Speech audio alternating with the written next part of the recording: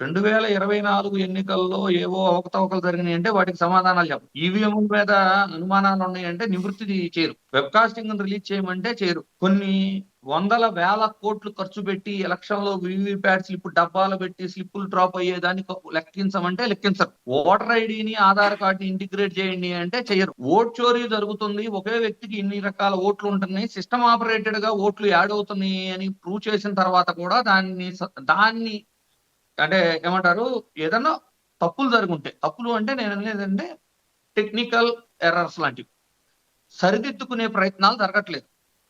అంటే ప్రజాస్వామ్యంలో నమ్మకమైన ఎలక్షన్ జరిపించగలము అనే ఒక విశ్వాసాన్ని ప్రజలకు కల్పించకుండా ఇన్ని అనుమానాలు ఈ 2 ఏళ్లలో ఎన్నో రాష్ట్ర ఎన్నికల్లోనూ లేదు 2024 పార్లమెంటు ఎన్నికల్లోనూ ఎంతో మంది ఎన్నో అనుమానాలు లేవనెత్తి నిరూపించిన తర్వాత సైతం వాటిని సరిదిద్దుకునే సమయం లేనట్టు డీలిమిటేషన్ సైడ్ వెళ్తున్నారు. అంటే ఏ లబ్ధి, ఏ ఆలోచన, ఎలాంటి రాజకీయ కోణం లేకుండానే వాళ్ళ 2029లో వాళ్ళ గెలుపు కోసం అన్ని సిద్ధం చేసుకోవడానికి వెళ్తున్నట్లు మనం భావించొద్దా?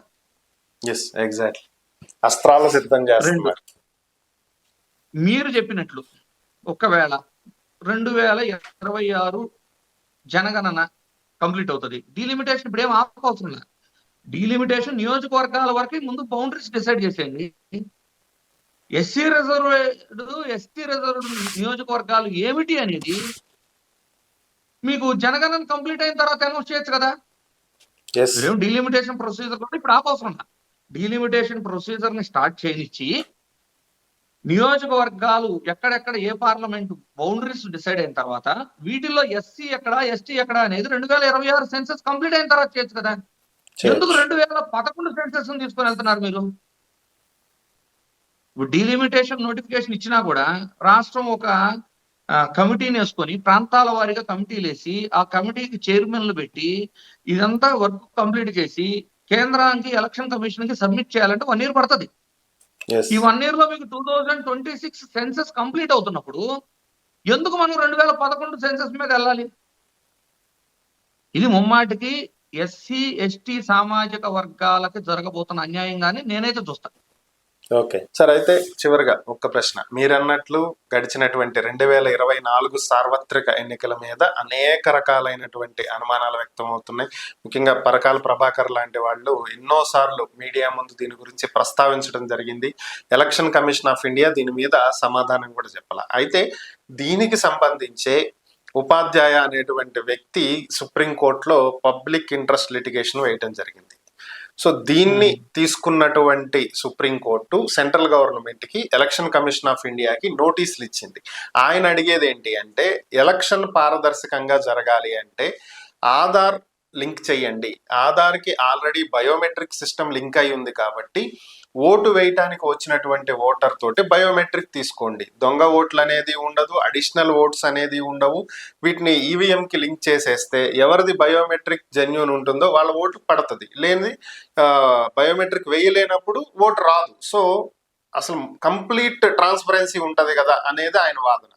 సో ఇది election commission of India central government కి సుప్రీంకోర్టు నోటీస్ ఇచ్చింది. దీని మీద ఇది అమలు అయితే చాలా వరకు ట్రాన్స్పరెన్సీ వచ్చిద్ది అనేది అందరూ భావిస్తున్నారు. ఇది సాధ్యాసాధ్యాలు ఎంతవరకు, దీనికి ఎలక్షన్ కమిషన్ ఆఫ్ ఇండియా ఒప్పుకునే అవకాశాలు ఉన్నాయి? ఇప్పటికే ఎలక్షన్ కమిషన్ ఇలాంటి తరహా ఎక్స్ప్లెనేషన్ అడిగిన ప్రతిసారి వాళ్ళు చెబుతుంది ఏంటంటే ఆధార్ కార్డు అనేది యూనిక్ కాదు అని, ఆధార్ కార్డుని డూప్లికేట్ చేయొచ్చు అని. వాళ్ళు చెబుతుంది కూడా వాస్తవమే.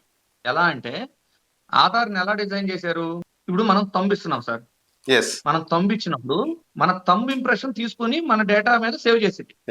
మళ్ళీ నేను తంబు పెడితే ఈ డేటా ఇతందా కాదా అని వెరిఫై చేసేది. కానీ నేను తంబు ఫస్ట్ రిజిస్టర్ చేసుకునేటప్పుడు ఉన్న 100 కోట్ల జనాభాలో ఇది యూనిక్ గా కాదా అని చెక్ చేయదు. ఓకే, మీకు అర్థమైందా?